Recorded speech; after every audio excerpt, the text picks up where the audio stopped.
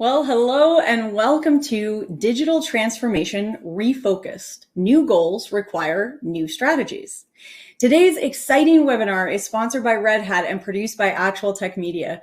My name is Jess Steinbach with Actual Tech Media, and I am absolutely thrilled to be your moderator for this discussion today. And believe me, this one is going to be special.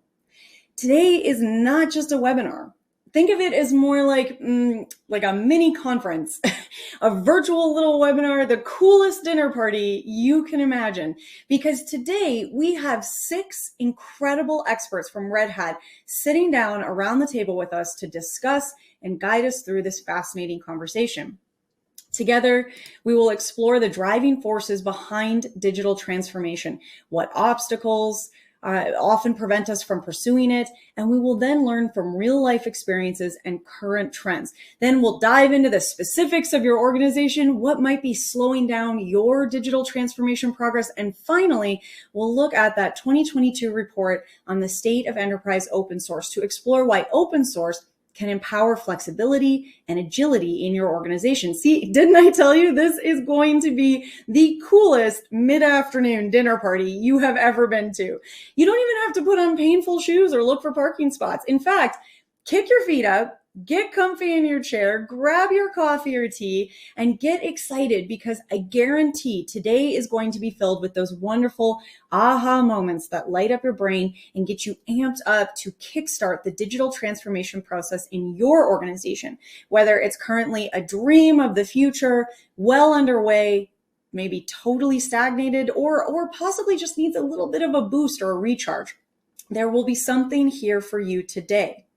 Okay, but before we jump into all that excitement, I'm going to zip through a few important housekeeping points about the webinar to help you get the most out of our day here. First, I want to draw your attention to the questions section in your webinar console. Now, the absolute best part of an event like this, a webinar like this, is the chance to ask questions directly of the experts that we have here with us today. I mean, what kind of dinner party would it be if we all just sat here in silence and stared blankly at each other, right?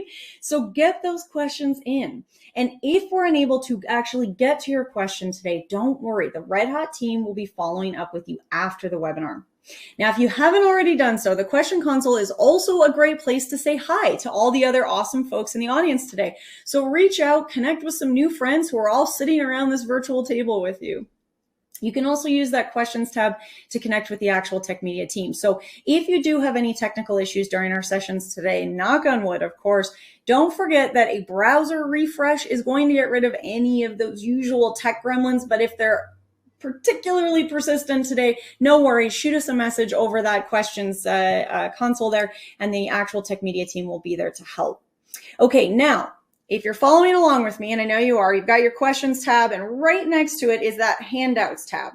So if you click into the handouts tab, we've got some incredible content really that's going to help you get the most out of the webinar today, because a lot of this you can take home, you can read at home on your own time, and it's really going to add a lot of context. So you can check out the State of Enterprise Open Source 2022 report, which we're going to talk about today, an incredible paper and pulse survey from Red Hat and the Harvard Business Review on digital transformation refocused, new goals requiring new strategies, very key theme today.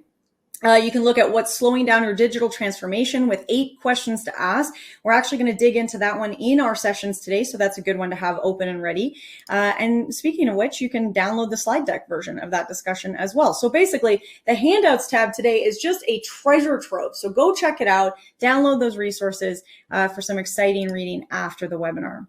And hey, it is not just awesome content that we're giving away today. We also have a $300 Amazon gift card that will go to one lucky person in attendance. Now, of course, you must be here during the live webinar to qualify for the prize, and all winners must meet the Actual Tech Media prize terms and conditions. If you are not sure what those T's and C's are, head on back to that handouts tab that we were just chatting about, scroll on down to the bottom, and you can find the full thing there.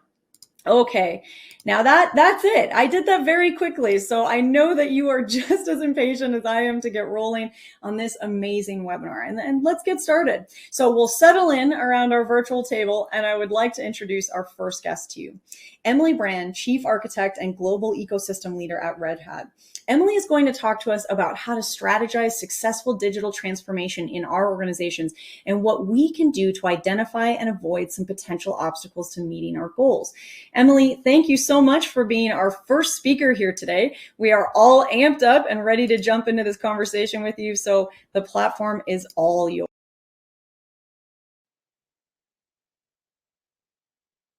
Hello, and welcome to Digital Transformation Refocused. New goals require new strategies.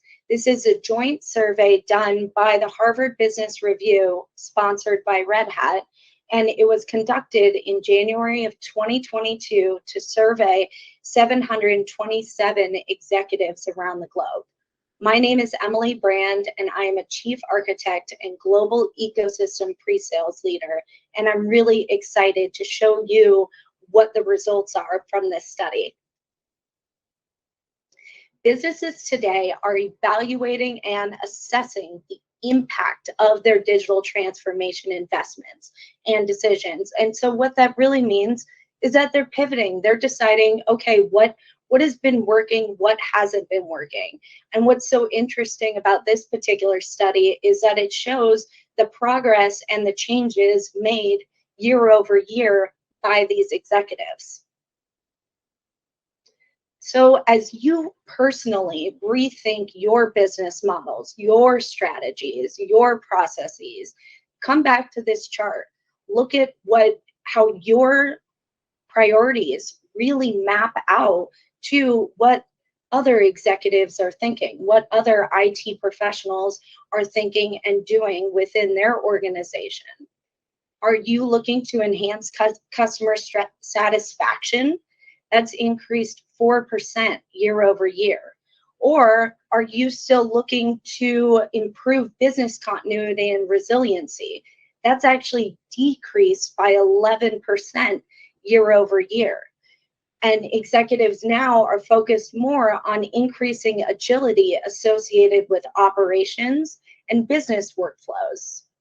So I'll give you a second to look over this, and we will be sharing the results at the end of this webinar. So do your top 5 challenges align with the other executives in your industry? Are you embracing digital transformation across the entire organization? Are you aligning digital transformation with business objectives and KPIs? Or are you struggling with this just like everyone else?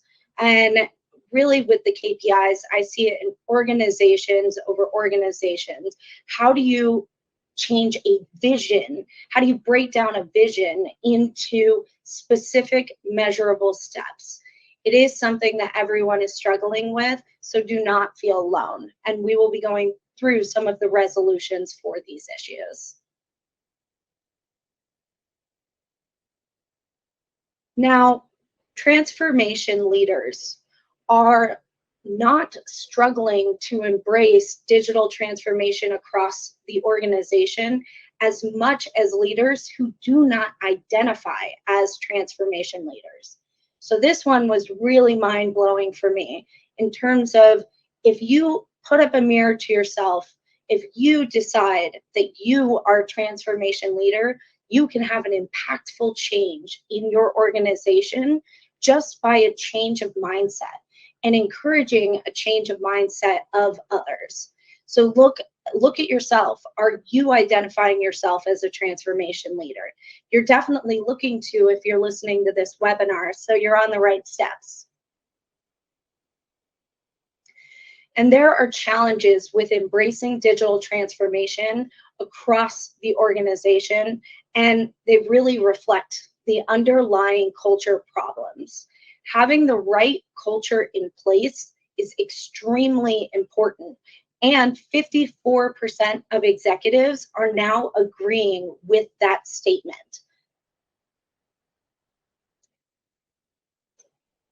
More organizations defined as leaders, however, believe that organizations have been effective in modernizing workplace cultures. So this goes back to looking at yourself as a transformation leader or not. 66% of transformation leaders feel that they are far more effective in modernizing their workplace cultures. So if you get your teams to also see themselves as transformation leaders and you encourage them to change their own behavior, then that gives so much empowerment and alignment to your own vision. And that is what's really important within a digital transformation. Everyone needs to get behind the message. Leaders are also more likely to indicate that their company has a much higher organizational commitment to cultural change if you identify as a transformation leader. This is yet another statistic of why creating a safe place for people to identify themselves as transformation leaders is key to digital transformation success. Now, David Rogers, I love this quote. Employees need something to embrace, and it's a fundamental task of a leader to define the vision of where the organization is going and your right to win there. This really comes down to defining the vision of why. Why do you want to go through this transformation?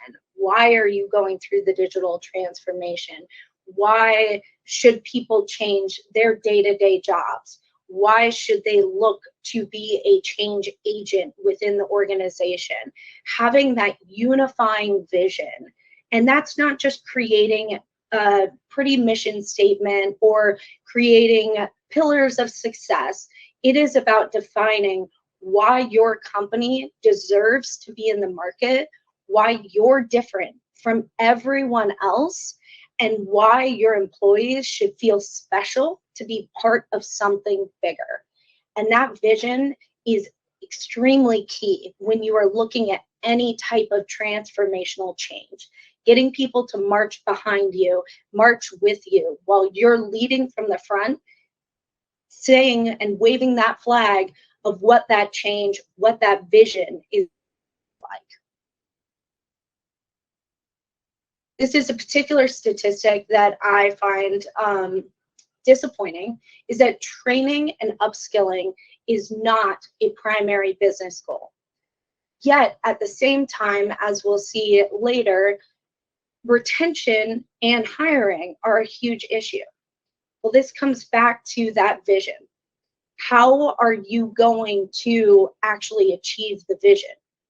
Well, the biggest way is the people, making sure the humans in your organization feel as special as the digital, as the technology. Technology isn't going to fix everything because of the fact that people need to install it, configure it, edit it, rely on it. And so forgetting about the humans and that upskilling needed is going to completely hinder any technology advancement you actually do going forward.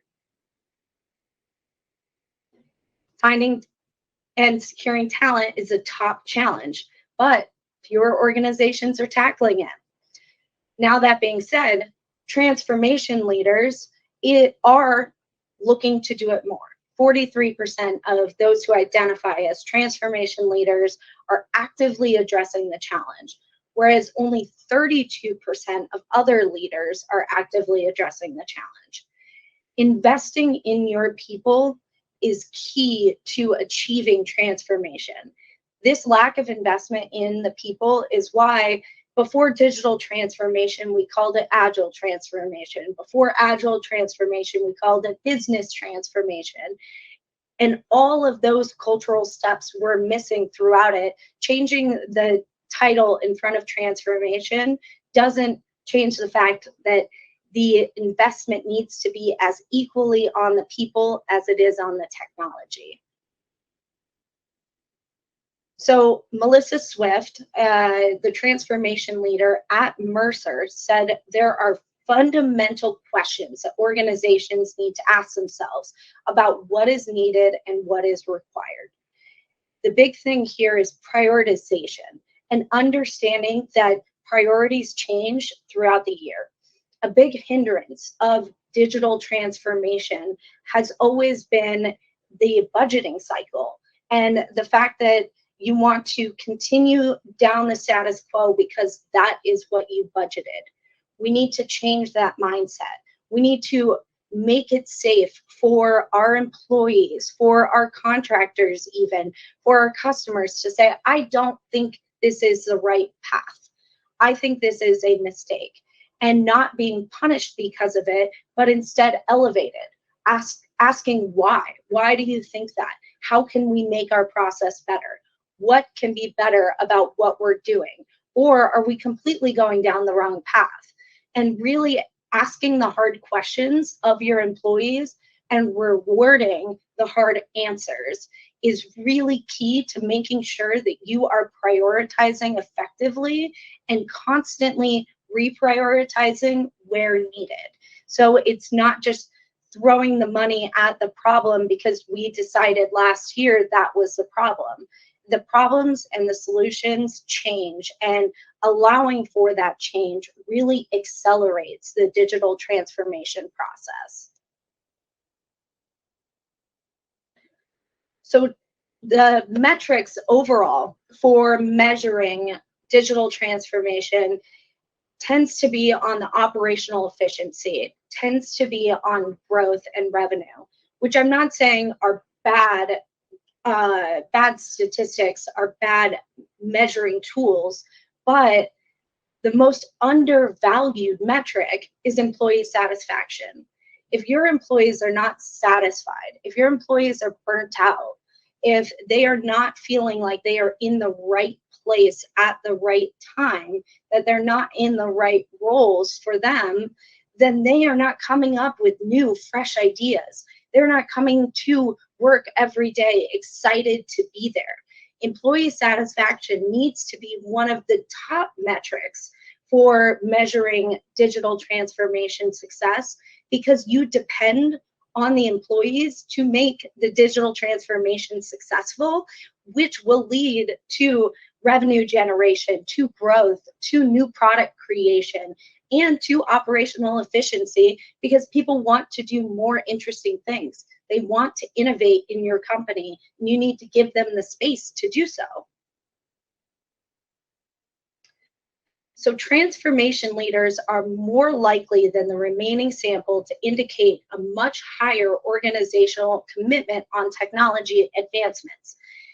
And 38% versus 18 is a big number. Technology is extremely important, especially advanced technology. Getting a good R&D department, trying new things, allowing for failure, allowing for that real growth maturity model to happen requires a lot of investment in the beginning and allowing for more failure. And through that learning, then there's great success. And that leads really into the AI/ML. Data is extremely important, and you have a lot of it in your organization, especially if you've been around the block for 100, 200 years. There is a lot of data that can be mined, and data is money if mined appropriately.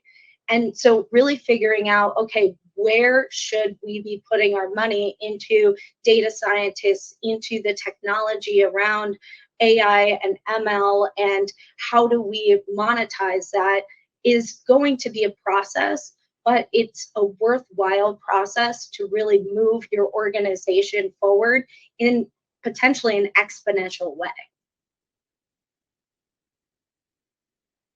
Digital transformation is becoming more critical to business success. But what should you do? Everyone knows that digital transformation is important. Everyone knows that evolution of our business, improvement of our technology models is important. But how do we get there? Well, identifying and addressing the top challenges. Do you relate to the study of the top 5 challenges? Or do you have different challenges? How do you address those? How do you look at them? How do you actually put them up on a wall and say, these are our top 5 challenges? And then be able to break down the problem from there to then address your KPI problem. Confront and actively address cultural challenges that are preventing digital transformation efforts. So look, are you providing psychological safety for your employees to be able to say, hey, there's a problem? Are you allowing for feedback to between your groups? Are you breaking down the silos within your organization? Or are there a bunch of bubbles protecting the employees and not getting any actual feedback from the people that matter, from the stakeholders that matter? How are those stakeholders getting information through? And that is extremely important for any type of cultural change. And are you investing in your employees, in their skills? Do they feel the investment? Do they feel that perception of investment? Reevaluate hiring strategies and support reskilling and upskilling. Do they feel invested in? And are you looking at new and different places to hire your employees? Or are you still looking in the same well, wondering why it's empty? Expand your search criteria. Look for people that are willing to learn and willing to think differently to challenge your organization to be better while you're hiring. And reassess how transformation efforts align with business objectives and your KPIs. It goes back to the top challenges and to the overall vision.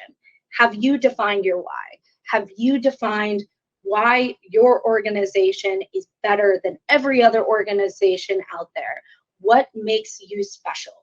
And then break down from there how you can make that a reality if it's not today. And if it is today, how do you keep going on that path and make it even better? So thank you for listening to this, and I look forward to speaking to any of you. Please feel free to reach out to me on LinkedIn or reach out to any other Red Hatters. We have some awesome speakers today. And as a reminder, you can read the in-depth report, and we're very excited to hear your feedback on digital transformation refocused. New goals require new strategies. Thank you so much.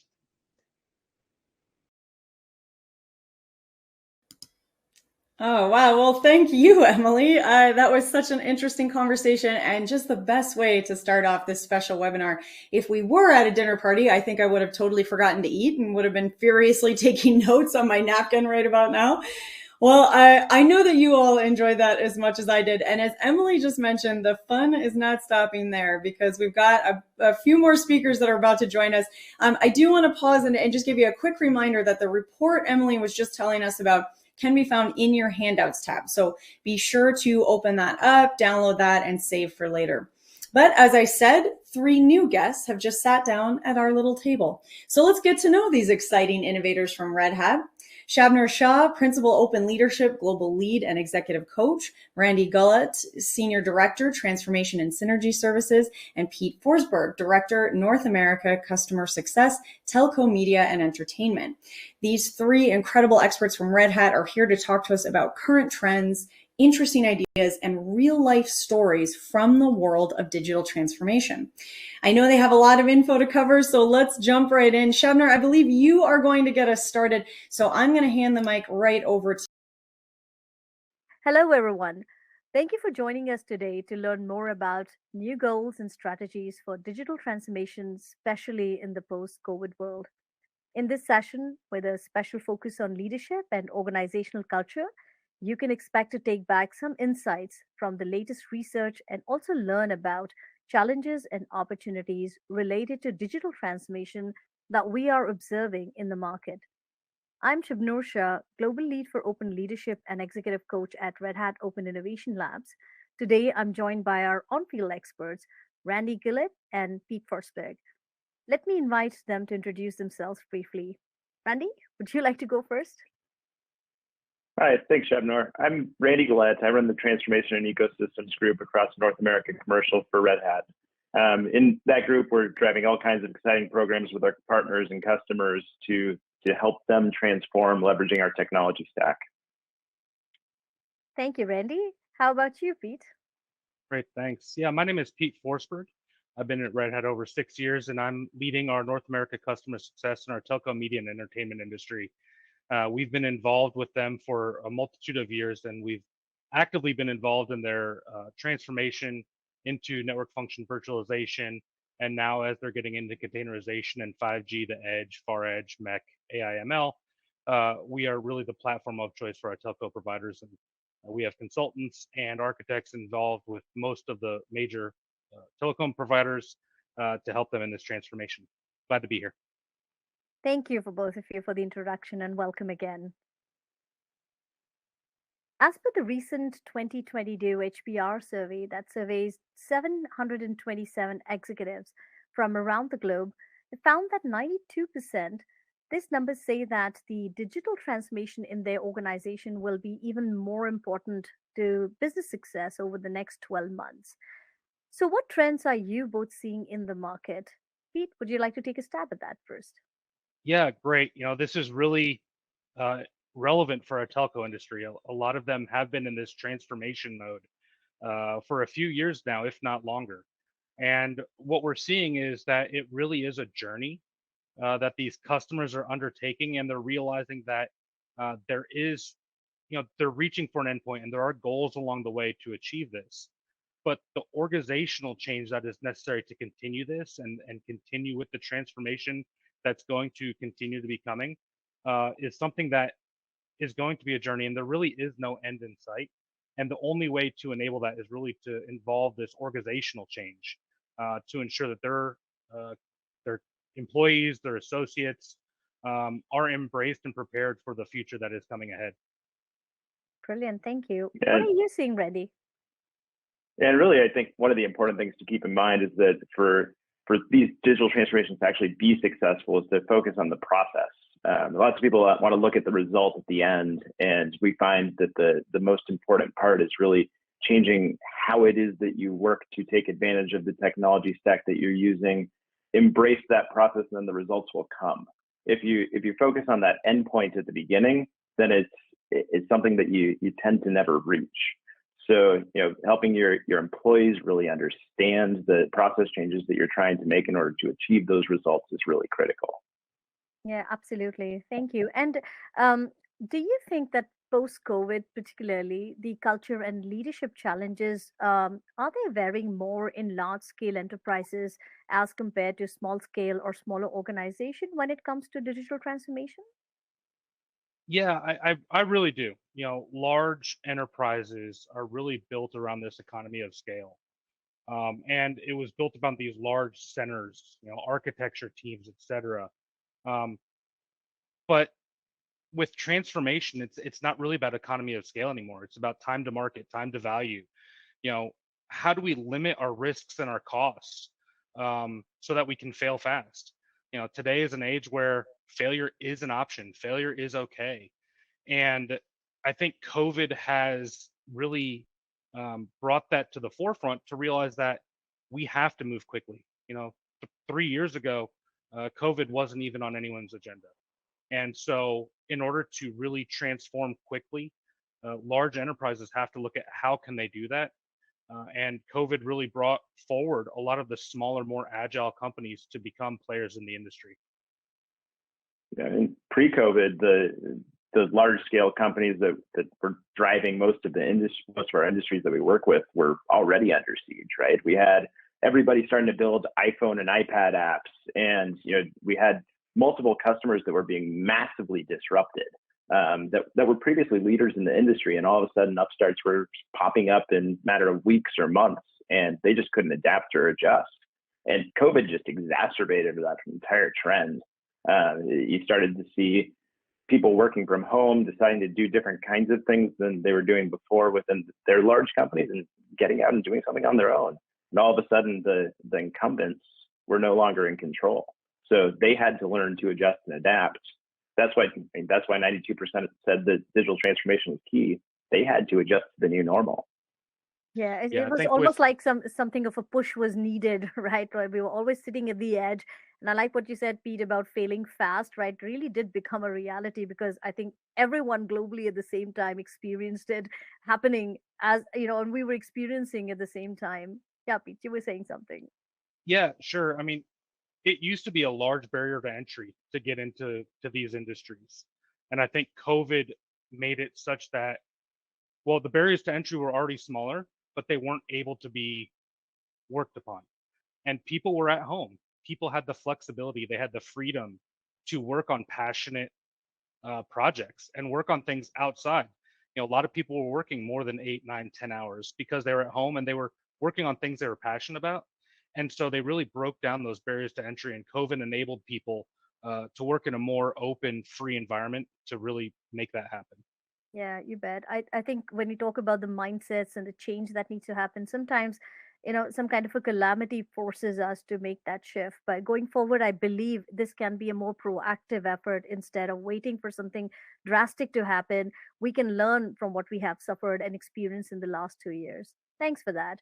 I believe one of the things that we also noticed that while businesses were trying to maintain business continuity and the kind of stress that we were experiencing as organizations and leaders, we also noticed that the connection between people and organization was somehow also interrupted, right? Like the focus was not so much on employee engagement, or maybe it was a different kind of employee engagement that was being focused upon.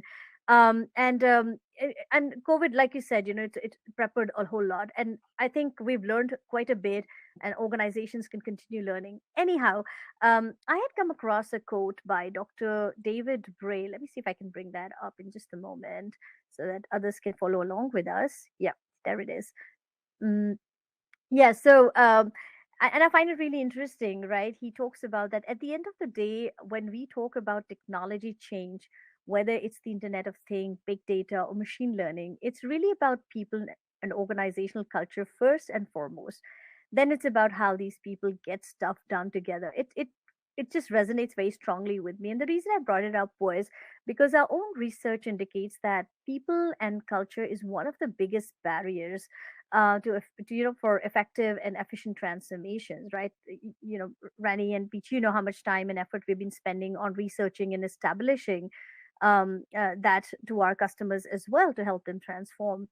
And however, as an organizational psychologist and scholar practitioner myself, and doing OD consulting, working on many transformation engagements, I often see that leaders or organizations still gravitate towards addressing the tech and the process related challenges more, while overlooking let's not say overlooking, while sort of minimizing the bigger challenge of culture and people. It's almost like an elephant in the room. And at the same time, as per the Digital Transformation Refocused report, 27% of the leaders are more likely to indicate that their organization has a much higher organizational commitment to cultural change compared to 14% of the remaining sample. In yet another report, 63% of the survey respondent defined as leaders were significantly more successful in modernizing their workplace cultures in 2021 compared to the 23% that was remaining. So I'm really sometimes intrigued, sometimes I'm curious, and sometimes I'm confused. And I would love to hear from you on whether in your respective lived experiences working with the customers side by side, do you really think that leaders and organizations get it? That, yeah, are they truly recognizing that understanding why culture and people is a challenge or an inhibitor? And if yes, what are they doing differently or better in your view? And if not, what could they do differently or more of? Over to you. Yeah, I mean, I can start there. I've definitely seen it with customers that we've engaged a lot more and longer on. We're really seeing those leaders take an active role in fostering the change as opposed to directing the change. They are there as an enabler. They're breaking down barriers. They're encouraging their people. They're listening to them. They're enabling them and allowing them to take risks and challenges. And the leaders that are doing this are being more successful. They're retaining employees. They're hiring employees. They're working on the latest and greatest technology. Technology is really just, for technologists, a reason to be somewhere, right? And it does enable change. I agree, but if people don't want to be in a culture that fosters that and encourages that, then they don't want to work in that environment. They don't want to work on the latest and greatest technologies. And it's hard sometimes to get people to understand that change is inevitable. You have to work on the latest and greatest. You have to work on, bringing in new ideas and working on ways in which you can improve your business. And so the leaders that have adopted to that and really brought that into their organization have been the most successful. Those who are thinking it's still a top-down mentality of directional change are really not succeeding as much, and they're getting there. I think adding on top of that, I think most of the leaders that we work with, I think they understand that people and process are things that need to change and culture needs to be adapted to meet the new normal. The hard part is actually doing it. I mean, I'm an engineer by background, and anything technology oriented, it has a clear answer. This is how you solve this problem. There's a clear pathway to get there, and you're done. With people, process, culture type issues, like there is no answer. You have to feel it, learn with your organization, and grow, and that's hard.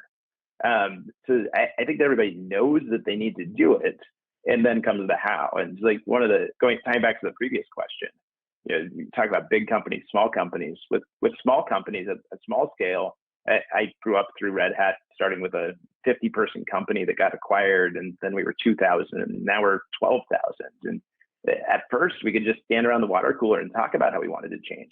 Boom, it would just happen. Now you have to be so much more intentional about it. And we've implemented all kinds of things, like Open Decision Hub is one good example, where in order to maintain our openness, help our company move in different directions, we share the things that we're trying to change with our employee base across all 12,000 people, so that they can see how the decisions are being made and then go that direction together and be fully bought in. Because it's critical that our employees, if we want to make a major transformation, can really believe that they're part of that. And maintaining that openness at a large scale allows us to do it successfully.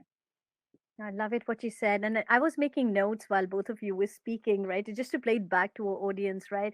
So companies that are doing it well, right? Pete, you mentioned they're fostering talent, breaking barriers, enabling their people, really listening into them, encouraging people to take more risk, right? And I think that's a big thing when it comes to transformation. It's all about risk taking, right? And if there is this organizational sponsorship to allow employees to be able to do that, I think it just allows people to go ahead and do that little extra that's needed to be done. But it's also, like you said, it's about how do we retain talent, and not only just any talent. We're talking about technical expertise, the latest and the greatest changes that are taking place. We need talent to be able to keep pace with that. And tying in with what Randy, you said, it is hard because it's with the technology and processes, it's tangible and easy to observe those changes. But when it comes to people and cultures, we're working with a lot of ambiguous, intangible aspects. And a part of my role actually entails that, working with teams and leaders to work on making those mindset shifts, right? Those behavioral shifts. Even the smallest change, we can be resistant to it, like ourselves. But imagine we're talking about changing an organization. And I talk a lot about this as a paradox, right? While as human beings, we have this desire to go and get to the moon, and yet at the same time, we're extremely risk avert, because it's the brain wiring that works like that, right? So how do we facilitate that change? And I think that's where the methodologies and understanding that it is a combination of culture, people, tech, and process, that all has to go hand in hand. So love that you confirmed it to us, and you're seeing it in the market as well. Okay, so just to add a little bit on that, we have found that ourselves in our experience that creating openness through open organizations and open leadership principles like transparency, inclusivity, community, collaboration, and adaptability contribute significantly to create a supportive organization. And when you create a culture by engaging employees, customers, and partners and communities at every level, at every important stage of the business, of technology, organizational transformation, you will see a major change and agility and the outcomes that you're looking for. Therefore, we believe that adapting agile and open business models and methodologies and practices will support and facilitate successful transformation. Okay, so moving on. um, Digital transformation is often not limited to IT departments or technical teams. Would you agree with that, Randy and Pete? Would you say that it is beyond just specific departments when you're talking about transformation changes? Do you think that in with our customers, with our leaders, do they recognize that it could be beyond just a particular department? Yeah, so I'd say that our individual leaders absolutely understand that the hard thing is getting the entire organization to understand, right? Because typically, especially in our larger organizations that we tend to work with, they're built in silos already, right? So you have the finance team, you have the marketing team, you have the development team, you have the IT operations team, and the key is that all of those groups need to transform in the same direction together in order to be successful. So oftentimes you get one visionary leader and say he's running the development team or she's running the development team, and how does that person then branch out to get other teams to work together with them? We've actually had multiple scenarios where we do small scale transformations that then blossom out though. So you can do an IT oriented transformation and then help let other leaders see the value that you're generating by advertising, by marketing, by giving them the ability to see everything that's happening inside. So you don't necessarily need to start huge in order to scale to that level. Yeah, I think that is spot on, Randy. So many in large enterprises, our customers are trying to, move the Titanic, right? Everyone wants to turn in the same direction at the same time. And they're really trying to steer and direct this transformation. But we talked about earlier, why are small companies more able to take this agile transformation? It's because they're small. And so instead of trying to change the whole organization at once, it's something that decompose the problem into its many parts. Start small. Start with a subset or a small team or a small group or a tiger team or a cohort, however you want to call it. But starting with that small team and really getting them excited and understanding how they can influence the change. And then it really does become a marketing roadshow of look how we were able to do this. And more people want to learn about that and they want to adapt to that transformation as well. And then before you know it, you start to have this groundswell of transformation is key. And then you don't have to worry about where we're going to be in 5 years because you have an organization that is able to adapt to wherever the industry takes you. And that's what's happening with 5G in the telco industry. A lot of people are trying to figure out how do we monetize 5G? The technology is here, but how do we actually monetize that? No one really knows for sure right now. And when that comes, you want to be the first one to be able to adapt to that and change your business to take advantage of that market opportunity. And so it starts now, starting with small teams to be able to move quickly. And it's going to be finance, it's going to be IT, it's going to be the business units. Everyone has to work together to really make this happen. And it doesn't happen overnight. Yeah, you bet. No, absolutely. What we're learning is that, sometimes organizations have to relook at their business strategy, right? To look at the business structures and how they're designed internally to facilitate that change, right?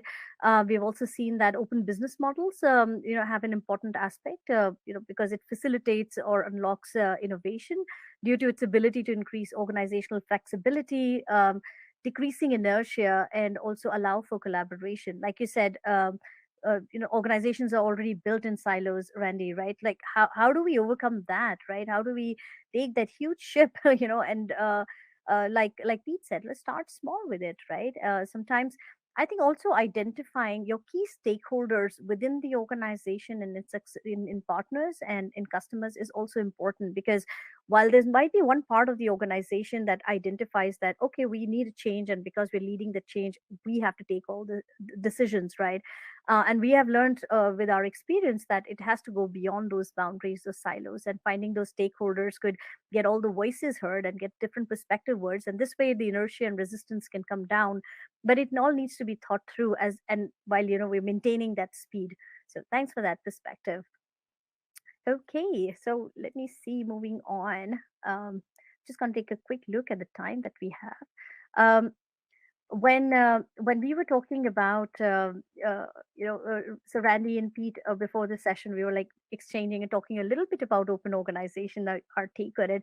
Pete, you felt quite strongly about the role of open organization, or being an open organization in the transformation journey, is it could be important. Could you talk a little bit about what has been your experience in bringing open organizations to our customers?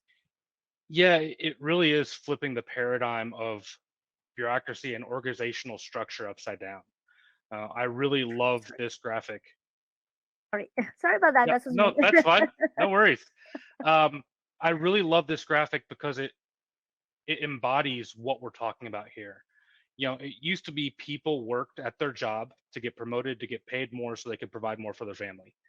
What we're finding is now, if you can enable people to work on the things that they are passionate about, they're, yes, of course, going to want those things, but they get them inherently by doing what they love to do. People always say, if you get to do what you love to do every day, you're never working a day in your life.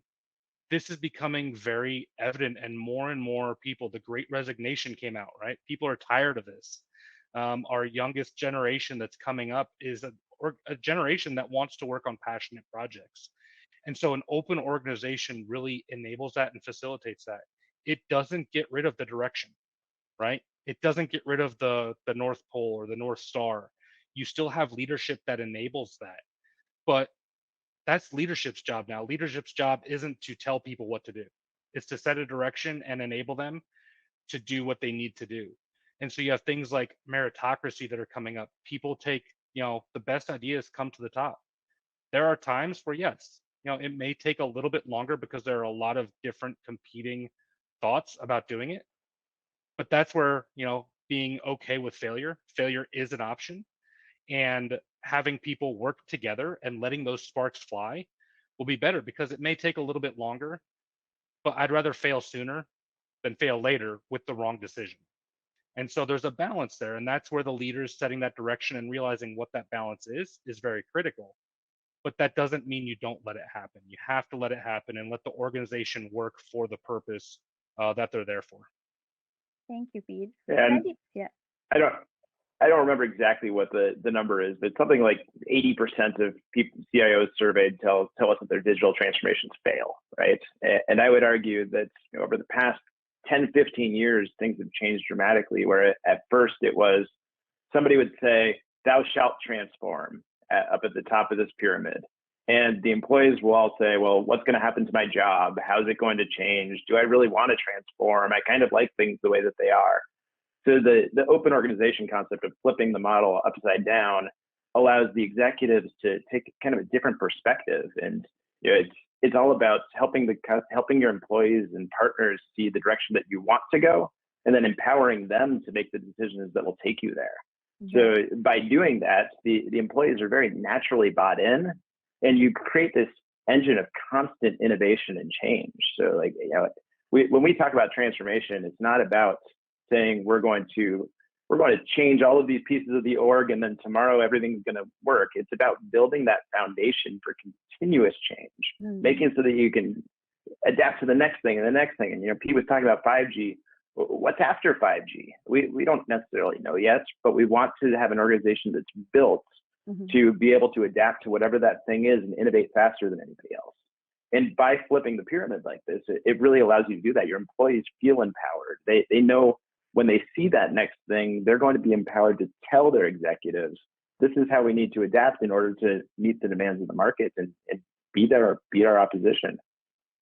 Yeah, no, absolutely. And if I may add to that, Randy and Pete, it's like when we talk about flipping this pyramid, it's not about you giving up your power and authority and your direction. I mean, you as leaders become absolutely crucial in setting the context and the organizational culture, right? Because you are the executive sponsors. Well, what you're doing is that as leaders, you're not depending only on the top few people. You're actually going ahead and tapping into the mind share of your organization and people. And hey, guess what? We are a knowledge economy. The people who are working in your organizations are thought leaders in themselves. And that's a shift that we need to allow ourselves to happen. And if you see on the in the pyramid on right hand side, we're talking about motivating and inspiring people. Now it sounds very philosophical, and that's one of the conversation. Many times, this conversation comes up in my coaching sessions or in our consulting, or it's like it sounds very idealistic. Hey, but guess what? I don't have the time, right? We have to go ahead and do stuff.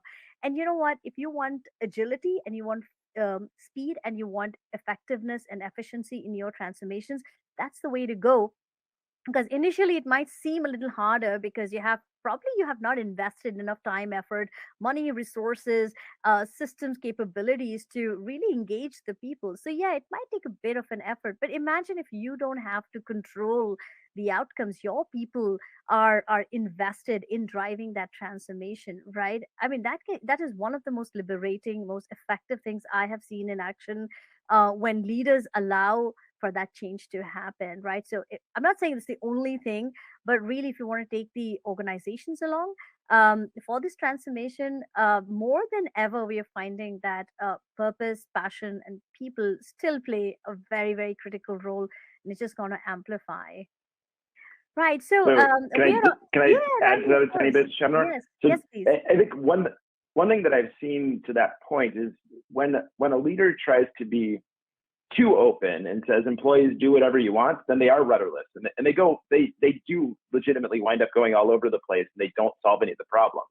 So the setting that direction in an open organization is absolutely critical. You need to tell your employees clearly what you want them to be doing and why, so that then they can go and get the work done, right? Otherwise, Yeah. they're not going to have that clear direction, and it's going to create some challenges. I'm so glad you clarified that, because open doesn't mean a country club, right? Open means, we're using the open source development model, to bring into the organizations. And that's where open really comes from, that you are invested in creating a space, listening to all voices, but but still creating guardrails and direction and context. And most importantly, creating clarity related to the organization. And that's why your own purpose of the organization or purpose of the transformation needs to be communicated. And like Patrick Lencioni in his book, The Advantage, talks about that a message needs to be communicated at least 7 times before it's heard.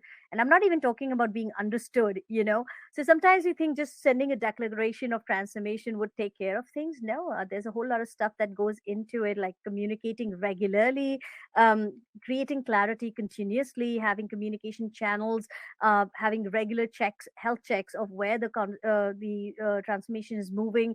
And that's where metrics and measurements come into play. So when we talk about open organization, it just doesn't mean throw it to throw the towel in and let people do stuff. No, you still have to play that critical role as leaders. Would you agree, Randy and Pete? Exactly. Absolutely. Yeah. The leaders that are setting that direction and being the rudder and enabling their people to do their job is critical. Absolutely. So I'm mindful of the time. We're almost about time. And so I would like to call out to you if there's anything for our audience that you would like to highlight as we move into the digital transformation it's accelerating. What are some of the tips or guidelines that you would like to give to our leaders listening in today? Yeah, I can start, you know, really believing in this transformation and looking beyond what is next, right? Change is inevitable. Change is the only constant that's happening right now. We are going to be changing, and with change comes failure.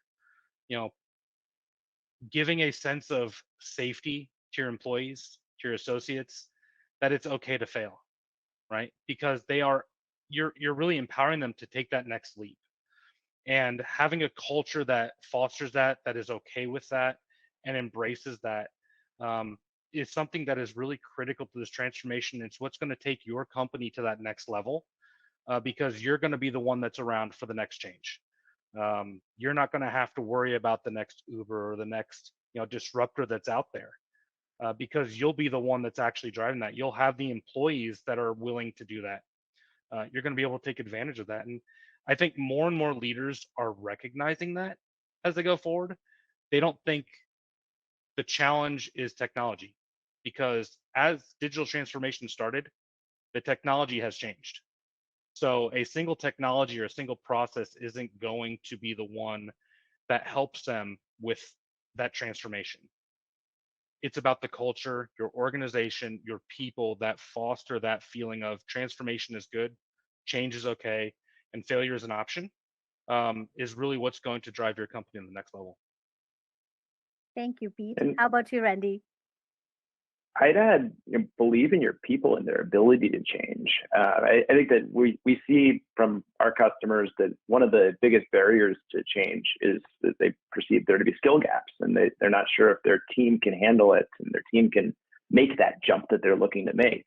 And we've seen time and again that if you believe in your people, you trust that they can do it, and empower them to do the next thing with some guidance. Obviously, you want to work with somebody who's done whatever it is they're trying to do before, ideally. But with that guidance, we've seen that sysadmins, they want to be DevOps engineers. The marketing team wants to do more than just marketing.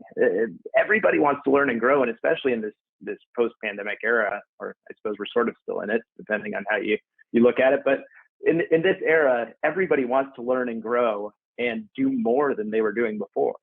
And if you give them those kinds of opportunities, and you embrace open ideals so that they can continuously grow, then they will be motivated and inspired. They will get things done faster. They will go for the direction that you're trying to take the company and continuously improve. And then you have a high-performing organization, and the next thing will be easy.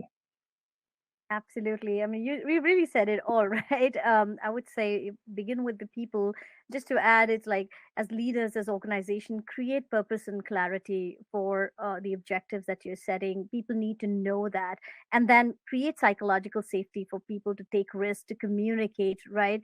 And I believe that leading with when you inspire and motivate people, you don't have to go do stuff, right? Just understanding intrinsic motivation of people, connecting it with that purpose and clarity. When people get it and you get out of the way, guess what? Your transformations are going to be highly successful. And we would love to hear, if what we've said was it true or not. And we'd love to be, partnering with you in your success journey as well. So with that, I would like to thank you, Pete and Randy, for sharing your wisdom and insights with us today. And I invite our audience to have a look at the definition of what an open organization is. We'll leave it in the chat box for you to have a look at.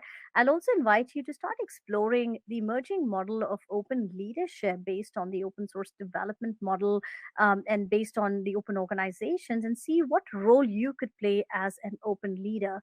With that, I would like to thank you and wish you all a lovely day ahead, or a lovely evening ahead. Thank you. Wow, what an incredible conversation. Just thank you so much, Shabnir, Randy, and Pete, for including us in that discussion. So many brain buzzing moments. My brain is completely overloaded right now. I love the emphasis on self-efficacy in change management, inviting the entire organization to be a part of, or even just aware of transformational projects. So often we forget to inform as we sort of run forward, but really including them, building those organizations that are ready and ideally excited for continuous change. And that reminder there that creating psychological safety in your organization is the foundation that you need to enable creative thinking and innovation. Anyways, just like I said, so many takeaways. I hope you're all making lists at home of your top takeaways. Honestly, if this was a real dinner party, I think I would never actually go home. I just want to sit here and listen to more from the Red Hat team. The good news is that another amazing guest has just walked in and joined us at our table here. So let's get to know her a little bit. A big welcome to Deanna Muscanel, Senior Solutions Architect at Red Hat.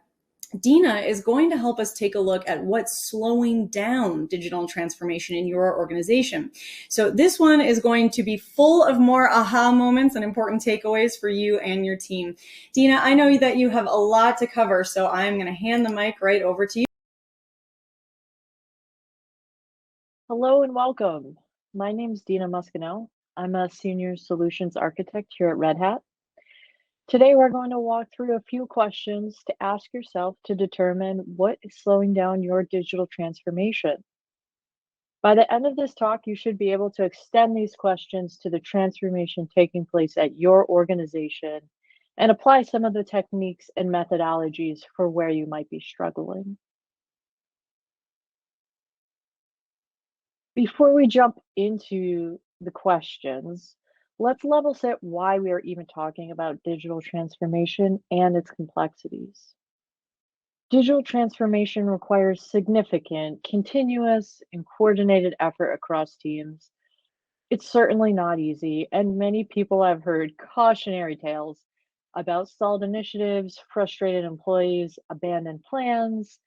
Perhaps you even experienced this. I know I have in some past lives. Despite the challenges for implementing transformative practices, leaders remain invested in the business value of digital transformation. We hear the word digital transformation or transformation because these efforts are so important for ensuring the business or the company we are working for is successful. If we are successful with our transformation, we're able to drive successful business outcomes with agility, not heroics. So that's like the super high level 30,000 foot view. And if we like really dig down there, we should see benefits that continue all the way down to our developers, for example, ensuring that developers have a repeatable, reliable way to write, test, and deliver code. These are just a few highlights on why we continue to implement digital transformation, and you're continuing to hear the word more and more over the past few years. Regardless of where your organization is in its digital transformation, you're likely evaluating your strategy and asking some critical questions to determine your path forward. I'll say, especially in engineering and technology, we thrive on problem solving. It's what we love to do. In order to effectively solve problems, though, we need to understand the challenges and the barriers. In particular to our discussion today, embracing digital transformation and how others have overcome similar challenges. One of our first steps is being aware and identifying what is or could be slowing down the digital transformation. All right, so without further ado, let's jump into these questions we're going to go over for today. So first up, we have, why is our digital transformation not already delivering big results? One of the most common mistakes organizations make is starting digital transformation from the wrong direction. Let's be clear, the wrong direction to start from is technology. We have to stop looking at digital transformation through a technology lens. It's not a technology problem. Technology is a crucial piece of solving the digital transformation, but we shouldn't start with it. We should end with it. Let's call on a really popular phrase here in the technology industry: people, process, and tooling. Some might say people, process, and technology, or culture, process, and technology. The words are in that order for a reason. Notice that technology is last. Our transformation can only be successful if we work on our culture, or people, and our process, followed by our technology. All right, so with that in mind, if culture needs to come first, let's talk about where we can start and some methods here. So the answer on where to begin here is simple. It's communication, but the implementation of communication is hard. It's complex. So one of the first things we can do here is identify why we are performing the digital transformation. What is the purpose of the transformation? How does it connect to your company's overall goals? And if we go even further down here, we should think about the audience that we're speaking to and why they care about the digital transformation. So, for example, how might you tweak your message between talking to developers, talking to product managers, talking to directors? The outcome that you want to get to is always going to be the same. It's going to be your digital transformation. But the why it's important to the audience, that message is going to differ a bit. So another strategy we have here is make sure you have a way for people to get their voice heard. Don't just say we value your opinion, don't give lip service. Instead, create strong feedback mechanisms. And what do we mean by this? So run pilots, do demos, create communities of practices or centers of excellence. This gives people a way to get their ideas heard, their opinions heard. Uh, the other thing to keep in mind here is, again, we don't want to just put these out here and never look at them. So you're going to need moderators or champions to bring this information back. We don't want it to be ignored. And finally here, transformation is an ongoing process. When it comes to helping build the culture needed for the transformation to be successful, leadership needs to be consistent with their communication as well. So, and I'll add a little, personal experience here. Celebrate the small victories. So, transformation is something that takes time. Changing culture is something that takes time. Celebrate progress. Things might not be completely finished again with your transformation, whether it's digital or culture transformation, can be an ongoing process, but we need to acknowledge when things are getting better and we should celebrate that progress, excuse me. Why is it so hard for employees to buy into the digital transformation vision? So without the what's in it for me factor, people are less likely to get on board. Digital transformation can mean a reset or change to jobs in an organization. This can also invoke fear. It's human nature to fear change. By communicating and creating the opportunity of ownership for that change, it becomes everyone's journey. It becomes a bit less scary to know the change is happening to all of us. So frame digital transformation at the employee or job level. This doesn't mean telling someone how their role could change. Although you could take this approach, I wouldn't recommend it. Instead, I'd recommend that you challenge people to think about how the change will help them. How might it change their day to day? How might it change their role? Remember, we aren't experts at each individual role and each individual level, but we can listen. We can receive and provide feedback at each level to enhance and iterate on our approach. So you might have caught on that we're building a theme here, maybe in the first few questions, around culture and communication. And why am I still harping on this? It's because communication is not only important, but complex. And everyone communicates differently and learns differently. There should be a big focus on effective communication as a part of the digital transformation. What behaviors are most likely to stand in the way of a successful digital transformation? Ooh, this is a good one. People have a desire to do the right thing, but they might not always see or understand the bigger effort of the company. So there are a few things we want to be cautious of here. So the first thing is silos. And when we think of silos, we think, traditionally of the developer throwing work over the wall to operations. And really what that is yet again talking about a failure to communicate here. Now, these silos can be broken down over time, but something that's going to stand in the way where you're not going to be able to break down the silos is that teams will not work together. So, there's some great uh, books out there that talk about how important it is to break down silos for transformation. So a really popular book is the Phoenix Project.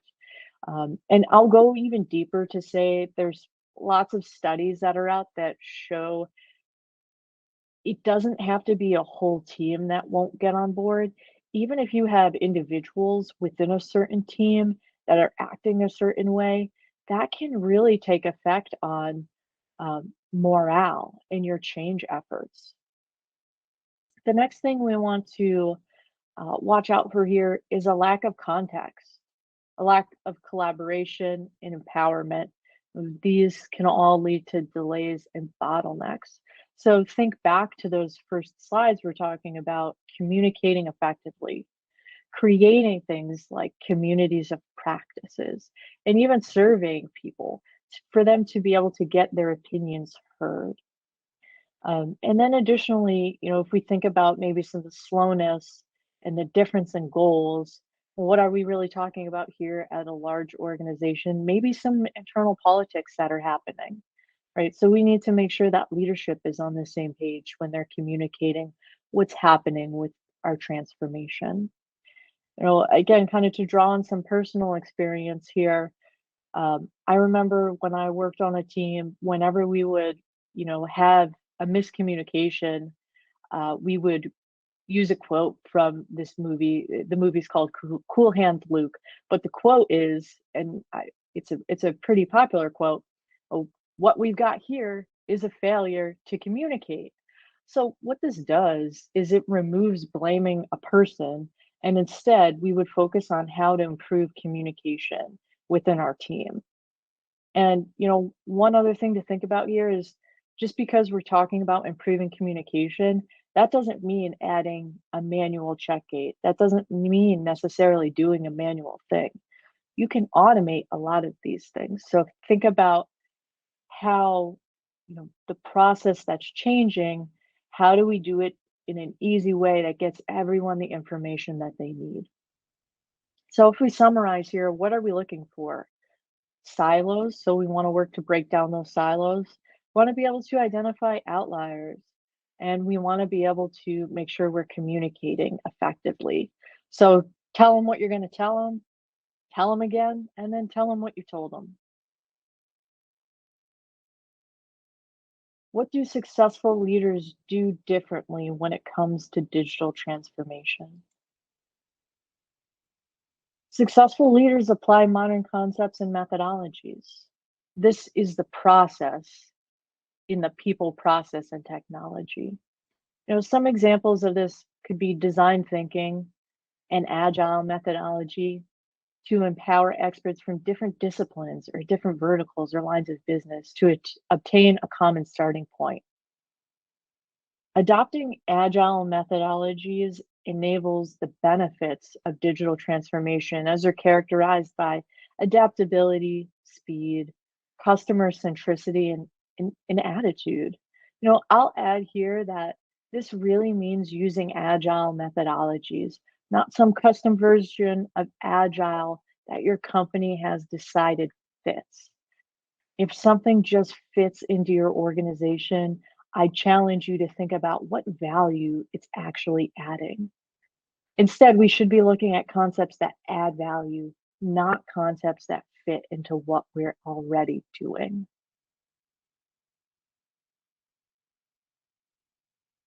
How can I improve my ability to lead my organization through a digital transformation?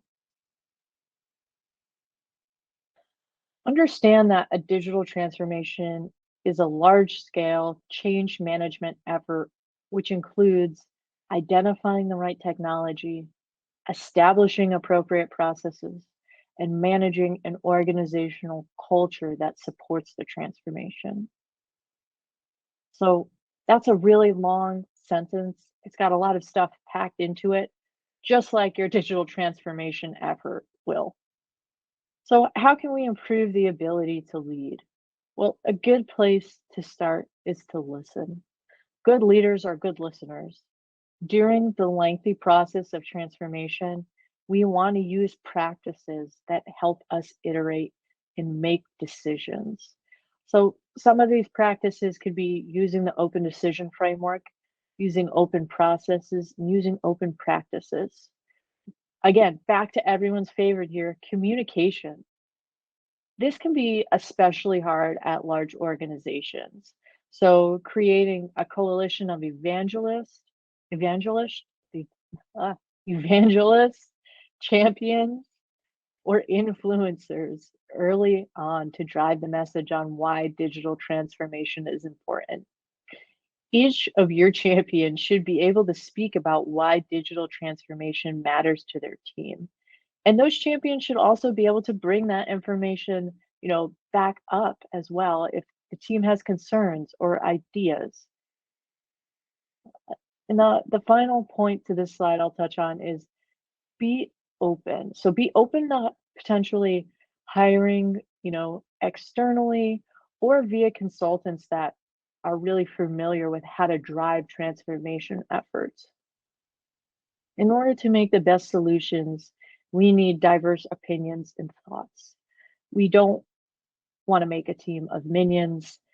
What do we have if we make a team of minions? Just more minions. We want to engage people who add to the company culture. Again, going back to the value add, we don't want people that fit into the company culture because, again, think about what is the value add if someone is just fitting in. Instead, we want people that are going to be a culture add when we're thinking about hiring externally or consultants. How do I make my vision of digital transformation unified, meaningful, and actionable? So don't assume that something isn't achievable or actionable because it's hard or it takes a long time. Creating a meaningful and unified vision needs to happen at the cultural level. So, some strategies we can use here to make sure we have things that are achievable and actionable and unified. Personally, one of my favorite strategies to use is what I like to call intentional decision making. So, this is where everyone can express their thoughts and opinions in a psychologically safe way, and we can debate each other. But at the end, when we come to an agreement, there's an understanding on why we're making that decision at that point in time. Once that decision is made, everyone moves forward together. We're then able to identify the actions we need to take to move towards the unified vision. With intentional decision making, our purpose is not to let that decision be final. Instead, it's a path forward. Perhaps it's a tactical decision or a short-term decision because it doesn't make sense to make the decision to implement something more just strategic at this point in time because we're just not mature enough or we're just not ready to do that or it's going to take too long at this point in time. When we make an intentional decision, we want to put it somewhere where we can revisit it at a later point in time when we are more mature, when we can talk about making that strategic decision. So, a great way to track revisiting decisions is to put them in the backlog. And again, your backlog shouldn't be something where ideas go to die or questions go to die. It's something that's managed, it's something that's gone through over time. How do I know I've achieved a successful digital transformation? Digital transformation is a success when it becomes an unconscious competence. So, if we put this into a simpler context, what it means to me is it means the right thing to do is the easy thing to do. The technology that you've implemented enables both the employee and the customer experience where neither group feels like it's a painful process to get something done. You know, rather than declare a victory of all of the land where, hey, we've completed our digital transformation, we never need to do this again. We need to understand that digital transformation is a cycle. Now, you should absolutely take time to celebrate the win. Absolutely. That's a great thing to do, and I highly encourage it.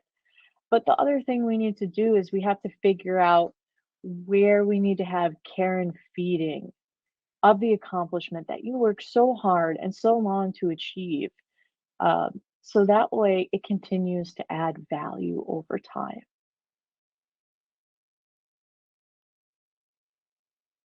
To complement today's material, there are some links to resources here, including a link to the ebook that this presentation is built from. Our hindsight is always 2020. Today's presentation was focused on foresight, building awareness to identify the issues slowing down your digital transformation, and then taking action to iterate and solve it. Thank you, and good luck in your transformation journey. Well, thank you, Deanna. I love that reminder not to wait for hindsight, but to work on our foresight. And if you want to snag those resources that Deanna just mentioned, head to the handouts tab. You can download them now. Well, here's the thing, folks. As with any amazing dinner party, at some point, we reach the end of the evening. But don't stress yet, because we still have the dessert course left, which means that there's time to meet one more amazing expert from Red Hat. So to wrap up our webinar today, I am thrilled to introduce you to Gordon Half, Technology Evangelist and Advocate at Red Hat. He's going to help us explore open source as a way to enable flexibility and agility in your organization. This is going to be one heck of a final conversation, so let's dive in. Gordon, thank you so much for joining us to wrap up this exciting webinar. I will hand the mic over to you. Hi everyone, I'm Gordon Half, Technology Advocate at Red Hat, and over the course of about the next 20 minutes, I'm going to take you through some of the highlights from the State of Enterprise Open Source 2022 report that Red Hat sponsored. Before I get into the numbers, I want to just give you a little bit of context for this report. First of all, this is the 4th year that we've done this. Most of the questions are the same, and this allows us to look for trends. We also have a couple of new questions we tend to do every year, and we've actually gotten some really interesting results there over the last year or two, and I will take you through those in this report. This is conducted to almost 1,300 IT decision makers around the world. You can kind of see the details there. It's mostly medium to large enterprises, so these are larger companies. That's sort of the context here. You'd see probably different results with SMBs and the like. And these are decision makers who have some degree of familiarity with open source and Linux, but aren't necessarily heavy users. So sort of one of the kind of the top line numbers that I show, partly because this is very impressive, is what do they think in terms of the importance of enterprise open source to their organization's overall enterprise infrastructure strategy? Something can be widely used, but not considered to be very important in the grand scheme of things, and that's not at all what we see with enterprise open source. 95% is a really big number. Don't think this will be increasing a lot, because there's not a lot of room for it to increase. I mean, enterprise open source really is here. It really is established. It really is eating the software world. The striking thing, though, here is that, you wouldn't think it would have much of a place to go except up. But 77% of leaders actually have a more positive perception of enterprise open source than they did a year ago. And, I'll say when you get into big numbers for something, it's really hard to get those numbers going up any higher.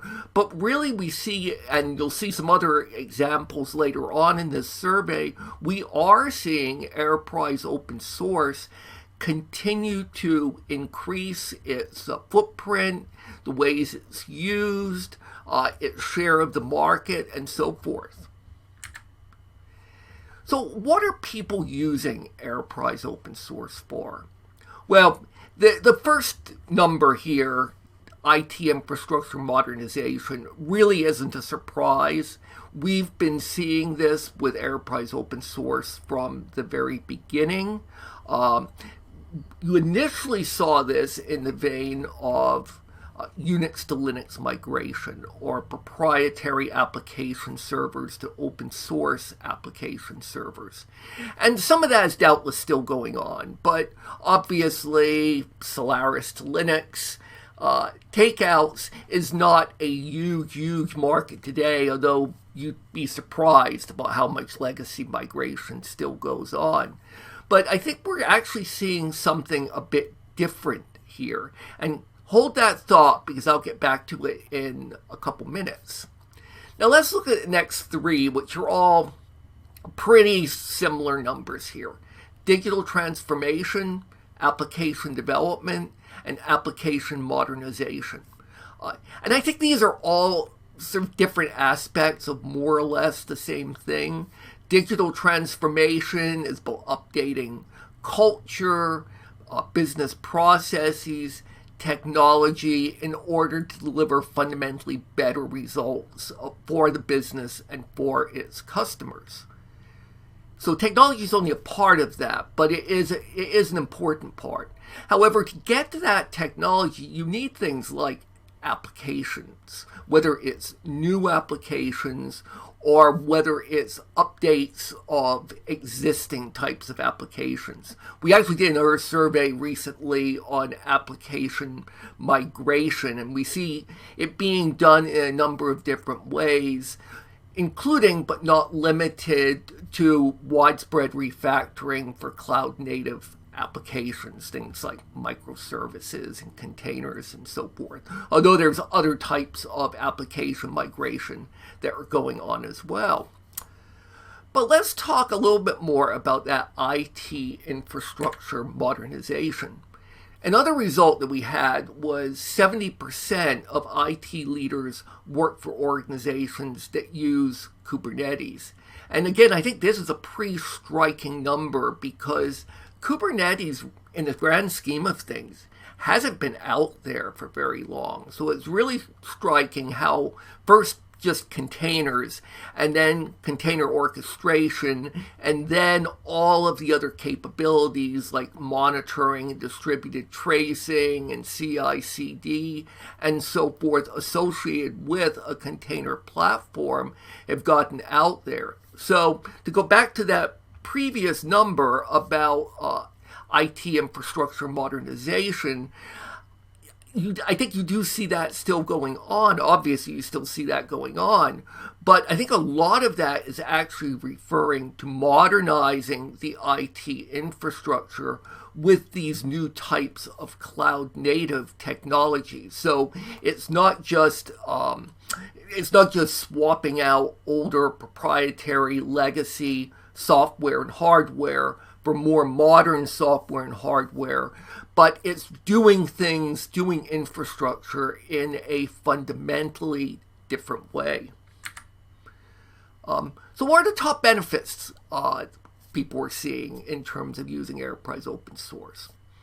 Better security, higher quality software, the ability to safely leverage open source tech, and that really gets into the enterprise aspect of enterprise open source. And I just was talking about cloud native, the fact that it's designed to work in cloud native technology. Now, these are interesting results. I'm going to get into security in a little more depth, But maybe the most interesting is what's not on this list. And that is lower total cost of ownership, which was among the choices. And it's on the list, but it's down there quite a ways below the leaders. And what's interesting there is when we first ran this survey 4 years ago, that reason, lower TCO, was at the very top of the list rather than down near the bottom. And obviously, cost still matters. Anybody who has ever had a budget will tell you that cost most certainly matters. But the point is, it's not why people are adopting enterprise open source any longer, at least not primarily. Instead, they're focused on the things about enterprise open source that makes it better software, not just cheaper software. Now, I mentioned we do see some changes still going on, and one of them is the movement from proprietary software as part of the software mix to enterprise open source software and community-based open source software. In other words, software you just download, say, from a project site on the internet and typically self-support. And we're seeing this as a steady trend. And one of the interesting things here is that you do see an increase in both the enterprise open source and the community-based open source software, but the enterprise open source software is increasing at a faster pace. Now, we also see in these surveys that change doesn't always happen as quickly. When we ask people what's going to happen in 1 year, 2 years, and then go back and look, it often didn't happen that quickly, but directionally we absolutely see this shift going on in terms of the continuing shift of the mix of software in organizations. Now, one of those areas that is driving some of that change is increasing the use of enterprise open source for emerging technologies. And again, these numbers are just so striking. 80%, I mean, that's a big number. When you run a survey, 80 or 90%, that means essentially everyone, because you'll always get a few no's out on the outliers. But basically, the mainstream is absolutely expecting to continue their use of enterprise open source. Now, what does emerging tech mean in this context? The two main things it means are either artificial intelligence / machine learning. And I think you can probably roll a lot of what we were calling big data a few years ago into that, because really big data, whatever you want to call it, is an essential part of machine learning models. So that's one of the important emerging technology areas. The other is edge computing or Internet of Things, and we sort of see Internet of Things as one of the use cases for edge computing. You also see containers and serverless here. You can argue to what degree that's really emerging tech at this point, but those are certainly important uses that people characterize as being emerging tech as well. Now, if we look at the advantages of enterprise open source, and this is somewhat like the benefits, but it's a slightly different framing of it. And here we see some things that really specifically relate to enterprise open source. Flexibility, for example. Even though they are buying a software product from a vendor like Red Hat, nonetheless, they can adapt the software and use the software in flexible ways they might not be able to with proprietary software. Going back to the emerging tech, latest innovations, and this is a very common theme that we see around enterprise open source with IT decision makers today. Again, better software, more advanced software, taking advantage of all the innovation happening in upstream communities. And we can kind of go down down this list, again, security pops up here. And this would be very surprising to somebody who was used to open source software from 10 years ago. Whether or not it was totally fair, people were not thinking of open source software in that vein of being important for security strategy. Let's talk about that security a bit more. 89% of IT leaders believe enterprise open source is as secure or more secure than proprietary software. And again, it's just a totally striking result. You don't have to go back very many years, and a lot of people would have been skeptical about the security of open source software generally. And this is really a change in mindset that we see today. Now, back to my demographics. If you were to ask less sophisticated organizations from an IT perspective, you probably wouldn't see quite as striking a result here, but nevertheless, I think this is very noteworthy. Now, one of the things that we did this year was, we first got these very strong security results over the last couple years. And I was curious as to, well, why do you think this is a benefit of enterprise open source? What was your thinking here? And specifically, I was interested in, and these results actually give some good evidence, are they thinking security is a benefit because of some of the historical reasons why people might have said open source was more secure? This idea of many eyes on the code, or my team can do its own code edits. And those turn out, they're reasonable numbers, but they are clearly not the most important reasons for seeing security as a benefit of enterprise open source. Rather, they look at enterprise open source, and there's really two things here. The first is that they can use the code in their own applications, and other surveys have said something like maybe 90 to 95% of internal applications, the code is enterprise open source. And that's kind of in spite of some of the publicity around supply chain attacks, whether because of proprietary dependencies or open source dependencies. But here, the decision makers are saying that, well, we're kind of covered for that. And I would argue they still need to do their own scanning and things like that. But they are looking to their vendors to give them confidence in the enterprise open source code that they're using. Now, to sort of wrap this up, let me talk a little bit about a new question that we added last year, and then a deep dive that we did this year, because I think it's very interesting. I think you will find it be interesting as well. 82. So we were curious.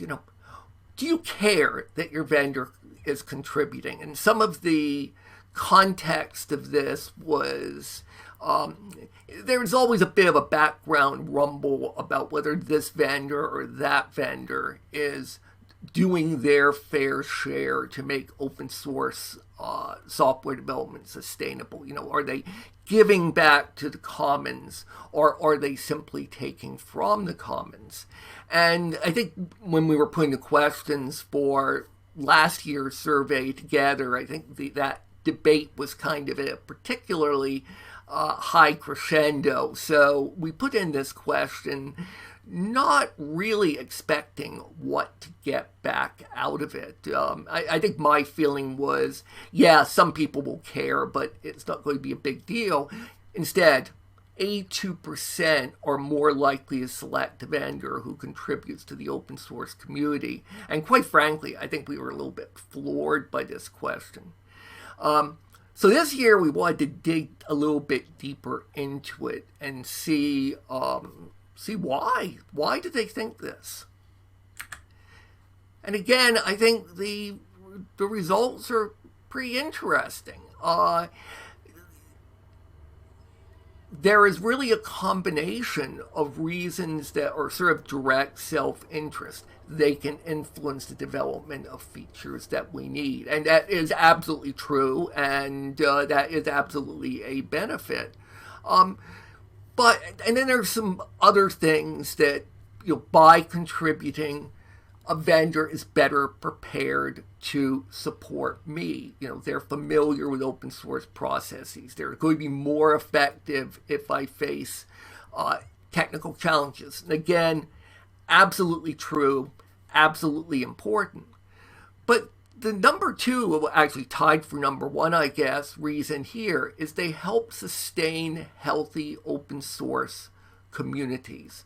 So in other words, by participating and contributing to the commons, they help ensure that projects have a long life, that they're robust, that their security is taken care of, and so forth. And the reason this is such an interesting result to me is that it shows a familiarity with how open source works and how open source communities kind of fit in with products that customers consume, and how there's this beneficial cycle to things.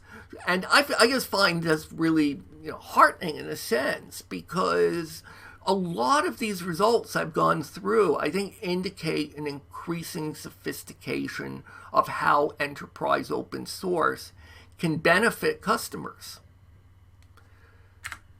So with that, I thank you for your time, and I encourage you, if you found anything interesting here, to read the entire report, because there's a lot more detail in there than I've had time to go through today. So thank you. Well, thank you, Gordon, for that fascinating presentation and for giving us some great ideas about how we can use open source to supercharge our organization's agility. And I hate to say this, folks, because it has been such a fascinating and informative day for me, but we have reached the end of our dinner party. The food has been cleared, the restaurant has emptied, and it's time to head out and reflect on what we've learned from the day. Webinars like this one are so wonderful to be a part of because they bring together so much expertise and so many new and interesting ideas in one place. Collaborative and creative conversations like the one we just had with our experts and with all of you in the audience who asked some amazing questions today, they give us the opportunity to explore these innovative new ideas together. And that's what empowers change, like digital transformation. So I wish we could keep going, but we are going to leave it there. A giant thank you to Emily, Shabnor, Pete, Randy, Deanna, and Gordon, and the entire Red Hat team for inviting us to be a part of this conversation today. Now, before we head out for the day, you might be able to tell from the screen that we have one more little bit of excitement to add to this already awesome day. It is time for a prize giveaway. As always, you must be in live attendance at the webinar today. And today's winner of a $300 Amazon gift card is Christopher Edgar from South Carolina. Christopher Edgar of South Carolina, you have won a $300 Amazon gift card. So congratulations to Christopher. We will be in touch shortly about claiming your prize. And with that, on behalf of the Actual Tech Media team, I want to thank Red Hat for making this absolutely supercharged webinar possible. A giant thank you to all of our amazing speakers and experts who joined us on this virtual dinner party today to share some insights and innovation. And hey, as always, some high fives and special thank yous to all of you for attending and asking some incredible questions. I do want to remind you that the Red Hat team will be following up. I know we didn't have a lot of time for questions today. And we have one more thing to ask you all. At the end of the session, you're going to be automatically redirected to a quick survey. Please do take a minute to fill this out. Your feedback is so important and helps inform all of the decisions that we at Red Hat are making about content in programs like this one. So make sure that your voice is heard. Take a minute to respond to that wrap survey on your way out today. Well, folks, again, I know I've learned a ton from this discussion. I hope you all have as well. I can't wait to see you all at a webinar again soon. And until then, have an absolutely beautiful rest of your day.